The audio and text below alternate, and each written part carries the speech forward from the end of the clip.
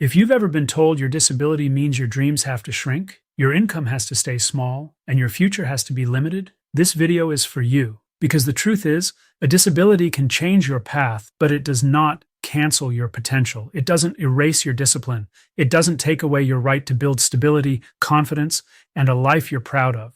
I'm going to share exactly what I did to stop living in survival mode and start building prosperity on my own terms, even inside a system that was never designed for people to get ahead. This isn't motivational fluff. This is real-life strategy, mindset, structure, and the long game when your body or mind doesn't always cooperate. If you want to see what's possible when you refuse to let circumstances define your ceiling, you're in the right place. Hit that like button to support the message. Subscribe for real-world strategies on building strength, stability, and purpose with a disability, and ring the bell so you don't miss what could be the turning point in your own journey. 1. Accepting reality without accepting limits. Prospering with a disability started when I stopped fighting the fact that my life would look different and started building around it. Denial kept me stuck, angry, and comparing myself to people living on easy mode. Acceptance didn't mean giving up. It meant getting honest about my energy, my health, my mental bandwidth, and my financial constraints, then designing a life that worked with them instead of against them. I learned that willpower alone can't overcome a nervous system, a medical condition, or a brain under constant stress.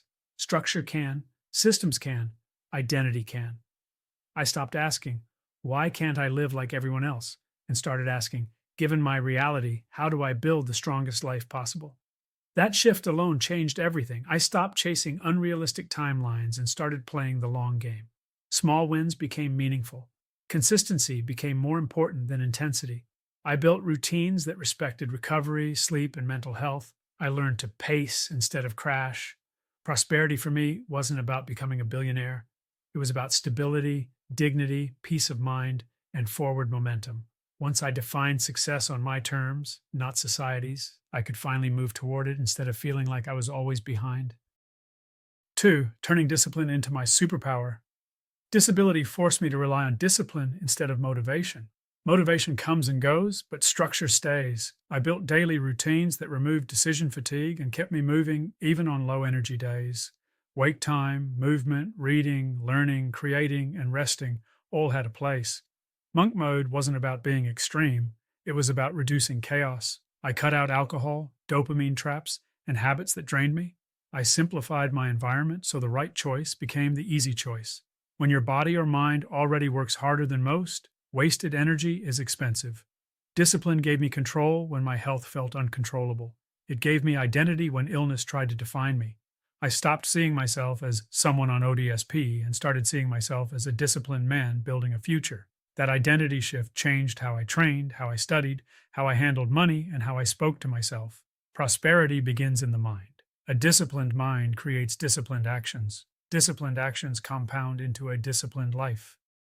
3. Mastering the system instead of being trapped by it. I learned the rules of ODSP like a business owner learns tax law. Asset limits, income exemptions, reporting rules, benefits, and loopholes are not just paperwork. They are strategy. Most people get crushed because they don't understand the system they live inside. I studied it so I could protect myself, plan ahead, and avoid fear-based decisions. I learned how to earn without triggering panic, how to save legally, how to use benefits fully, and how to prepare for transitions. Knowledge replaced anxiety. I stopped seeing ODSP as a cage and started seeing it as a temporary platform, a foundation to build from, not a ceiling to live under. When you understand the rules, you can play the game instead of being controlled by it. 4. Building income around my limits. Traditional jobs weren't always realistic, so I built income in ways that respected my health and energy. Digital skills, content creation, online education, and scalable projects allowed me to work in bursts, rest when needed, and still grow something meaningful. I focused on long-term assets, a YouTube channel, digital products, courses, and communities. Instead of trading hours for dollars, I worked on building systems that could eventually work without me. Prosperity with a disability often means designing income that adapts to you, not forcing yourself to adapt to broken systems. 5. Investing in health like it was my career.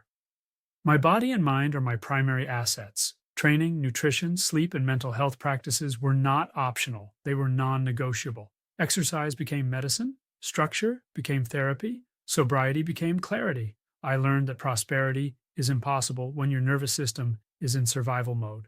Strength training gave me confidence. Walking gave me peace. Routine gave me stability. A regulated body creates a regulated life. 6. Redefining prosperity itself. Prosperity is not just money, it is control over your time, your habits, your reactions, and your future. It is waking up without dread. It is having purpose. It is knowing you are building something even if progress is slow. With a disability, the win is not perfection, it is progress. I learned to measure success in consistency, not comparison, in growth, not speed, in peace, not pressure, and that mindset is what allowed everything else to finally start working.